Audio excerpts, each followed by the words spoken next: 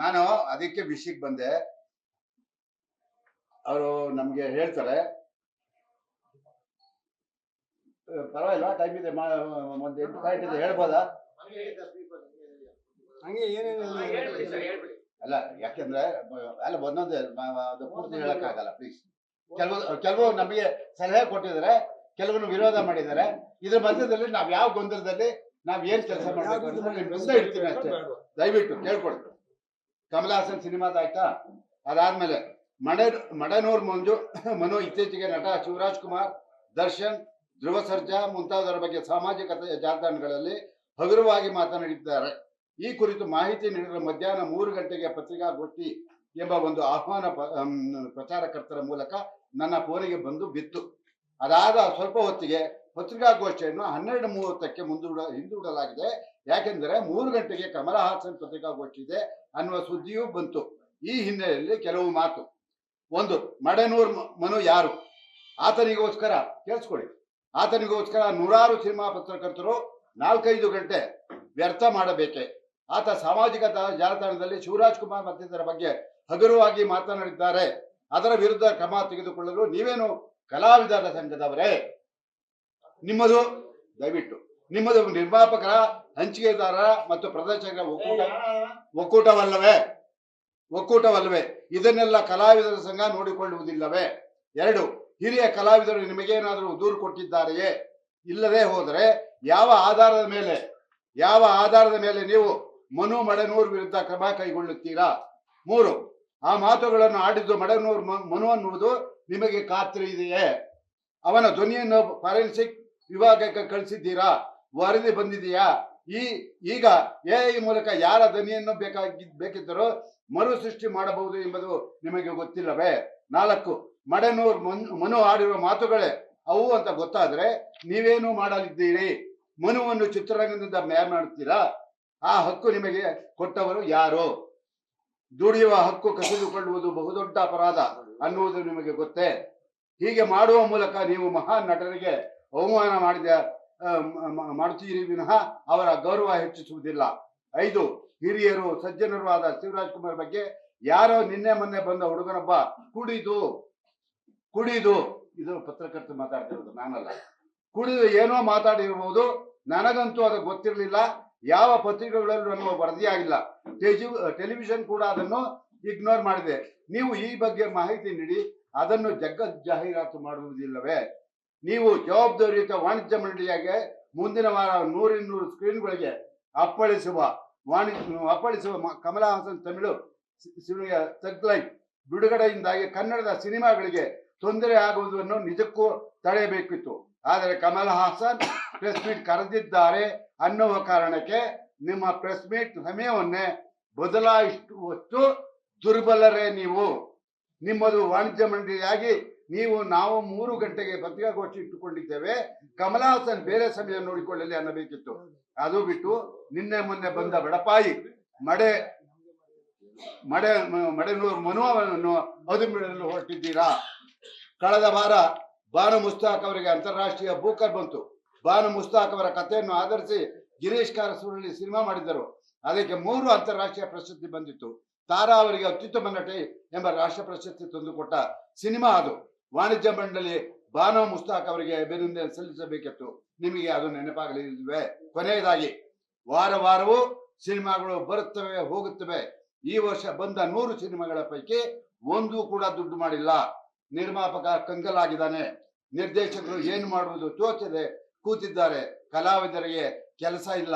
ಇಂಥ ಹೊತ್ತಲ್ಲಿ ಸರ್ಕಾರ ಜೊತೆ ಮಾತಾಡಿ OTT ಕೇಳುವುದು, ಸರ್ಕಾರದ ಮಲ್ಟಿಪ್ಲೆಕ್ಸ್ ದರವನ್ನು 200 ರೂಪಾಯಿ ಇಳಿಸುವ ಪ್ರಸ್ತಾಪ ಜಾರಿಯಾಗುವಂತೆ ನೋಡುವುದು ಬಿಟ್ಟು ಬೆಟ್ಟ ಅಗೆದು ಇಲಿ ಹಿಡಿದರು ಎಂಬಂತೆ ಮಡನೂರ್ ಮನು ಆಡಿದ ಈ ಮಾತುಗಳ ಬಗ್ಗೆ ಮಾಹಿತಿ ನೀಡಲು ಪತ್ರಿಕಾಗೋಷ್ಠಿ ಕರೆಯುತ್ತಿದ್ದೀರಿ.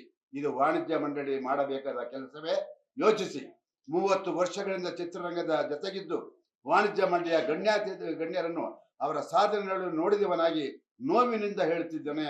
ಮಡನೂರ್ ಮನು ಆಡಿರುವ ಮಾತುಗಳು ತಲುಪದಷ್ಟು ಎತ್ತರದಲ್ಲಿ ಶಿವರಾಜ್ ಕುಮಾರ್, ದರ್ಶನ್, ಧ್ರುವ ಸರ್ಜಾ ಇವರೆಲ್ಲ ಇದ್ದಾರೆ.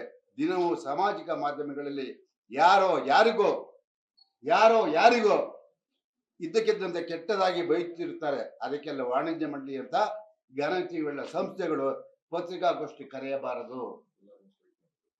ದೊಡ್ಡ ಸಂಸ್ಥೆಗಳ ದೃಷ್ಟಿ ಮತ್ತು ಧ್ಯೇಯ ಕೂಡ ದೊಡ್ಡದ್ದೇ ಆಗಿರಬೇಕು ಅಲ್ಲವೇ? ಈಗ ಇಷ್ಟ ಇದು 30 ವರ್ಷದಿಂದ 35 ವರ್ಷದಿಂದ ನಾವು ನೋಡ್ಕೊಂಡ್ ಬಂದಂತ ಪತ್ರಕರ್ತರು ಯೋಗ್ಯ.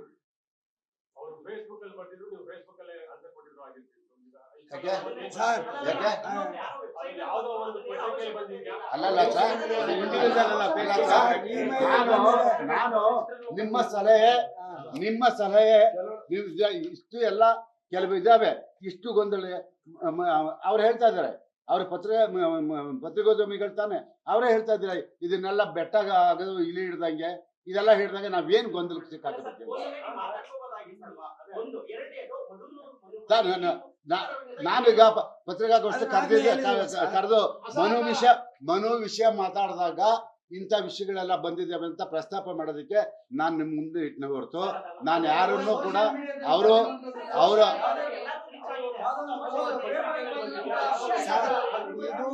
ಅದ್ರ ಇದಕ್ಕೇನು ಬೆಲೆನೇ ಇಲ್ವಾ? ಇದಕ್ಕೇನು ಇದನ್ನ ಇಗ್ನೋರ್ ಮಾಡೋದ? ನೀವೇ ಹೇಳಿ ಸರ್, ಇದನ್ನ ಇಗ್ನೋರ್ ಮಾಡ್ಬೋದಾ ಸರ್? ಒಬ್ಬರ ಪತ್ರಕರ್ತರ ಅವತ್ತು ಅವ್ರ ಹಂಗ್ ಬರ್ದಿಲ್ಲ, ನನ್ನ ವೈಯಕ್ತಿಕ ಅಭಿಪ್ರಾಯ ಅಂತ ಬರ್ದಿಲ್ಲ,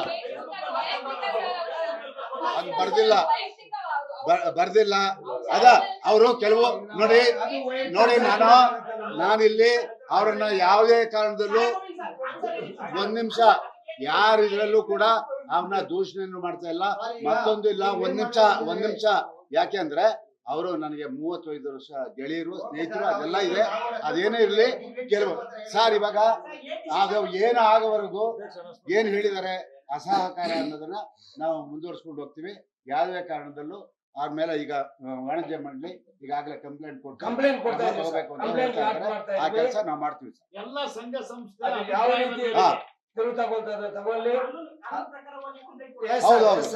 ಹೌದು ಸರಿ ಸರ್.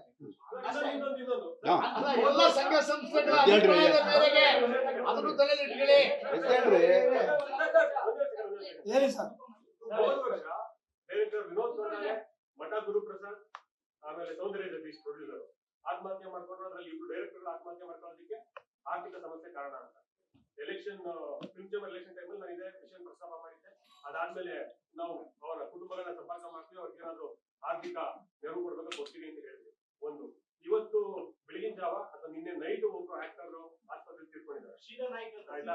ಮೊನ್ನೆ ಒಬ್ರು ಡೈರೆಕ್ಟರ್ ಶಂಕರ್ ನಾಗ್ ಅಂತ ಮೊನ್ನೆ ನೈಟ್ ತೀರ್ಕೊಂಡಿದ್ದಾರೆ. ವಾಣಿಜ್ಯ ಮಂಡಳಿಯ ಸದಸ್ಯರು ಯಾರೇ ತೀರ್ಕೊಂಡ್ರು ಕೂಡ ಅವರ ಮನೆಗೆ ತತ್ಕ್ಷಣದಲ್ಲಿ ತೀರ್ಕೊಂಡ್ರು ಅಂತ ಗೊತ್ತಾದ ತಕ್ಷಣ 50,000 ಕಳಿಸ್ಕೊಡ್ತೀವಿ.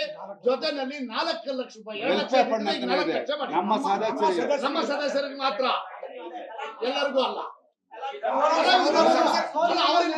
ಸದಸ್ಯರಾಗಿದ್ರೆ ತೀರ್ಕೊಂಡವ್ರಿಗೆ ಸದಸ್ಯರಾಗಿದ್ರೆ ಅವರು ಕೂಡ ಸೋನು ನಿಗಮ್ಗೆ ಏನ್ ಮಾಡಿದಾರೆ ಹೇಳಿ.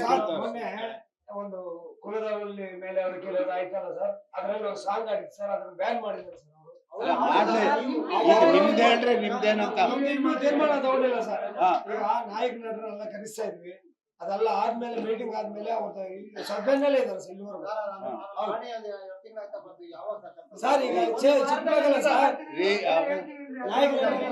ಗಮನಕ್ಕೆ ಪ್ರಯತ್ನ ಪಡ್ತೀವಿ ಸರ್. ಅವ್ನು ಬೇರೆಯವನಲ್ಲ ಸರ್, ಅವನಿಗೂ ನಾವೇನು ಅಸಹಕಾರ ಅಂತ ಹೇಳಿದೀವೋ ಅದನ್ನ ತಗೊಳ್ತೀವಿ ಅಂತ ಹೇಳಿ ಸರ್. ಮತ್ತೆ ಅದನ್ನ ಕರೆದ್ಬಿಟ್ಟು ಮಾಡ್ಬಿಟ್ಟು ನಾವ್ ಹೇಳ್ದಂಗೆ ಅವ್ರು ಕೇಳ್ಬೇಕು, ವಾಣಿಜ್ಯ ಮಂಡಳಿ ಹೇಳ್ದಂಗೆ. ಅದೇ ಆಡಿಯೋ ಕ್ಯಾಸೆಟ್ ಬಂದಿದ್ರಲ್ಲ ಅದ್ರ ಮೇಲೆ ಕಂಪ್ಲೇಂಟ್. ಕೆಟ್ಟದಾಗಿ ಹಿರಿಯ ನಟರುಗಳ ಬಗ್ಗೆ ಈ ಹಿಂದೆ ಅಣ್ಣವರ ನಟನೆ ಚಿತ್ರಗಳಿಗೂ ಕೂಡ ತುಣುಕುಗಳನ್ನ ಕೆಟ್ಟ ಪದ ಬಳಸ್ಕೊಂಡು ಮಾಡಿದ್ರಲ್ಲ, ಅದನ್ನು ಸೇರಿಸಿ ಕೊಡ್ತಾ ಇದೀವಿ. ಆಲ್ರೆಡಿ ಕೊಟ್ಟಿದೀವಿ, ಈಗ ಇನ್ನೊಂದ್ ಸರಿ ಸೈಬರ್ಗೆ ಮತ್ತೆ ಪೊಲೀಸ್ ಕಮಿಷನರ್ಗೆ ಕೊಡ್ತಾ ಇದ್ದೀವಿ. Thank you sir. ಅಂದ್ರೆ ನೀವು ಮಾಡಬಾರ್ದು ಅಂತನಾ? ನಾವ್ ಮಾಡಬಾರ್ದಾ?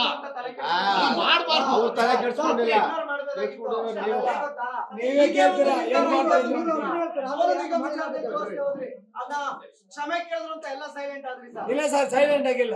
ಅಧಿಕೃತವಾಗಿ ಒಂದು ಲೆಟರ್ ಬಿಡಿ ಹಂಗಾರೆ. ಸರ್ ಇನ್ನೂ ಬಿಟ್ಟಿಲ್ಲ ಸರ್. ಬರ್ದಿದ್ದೀರಾ ಸರ್ ಸಸ್ಪೆಂಡ್ ಒಂದು ಲೆಟರ್ ಕೊಡಿ ನಮ್ಗೆ ನೋಡೋಣ. ಸರ್, ಒಂದೇ ಒಂದು ಲೆಟರ್ ಕೊಡಿ ಸರ್.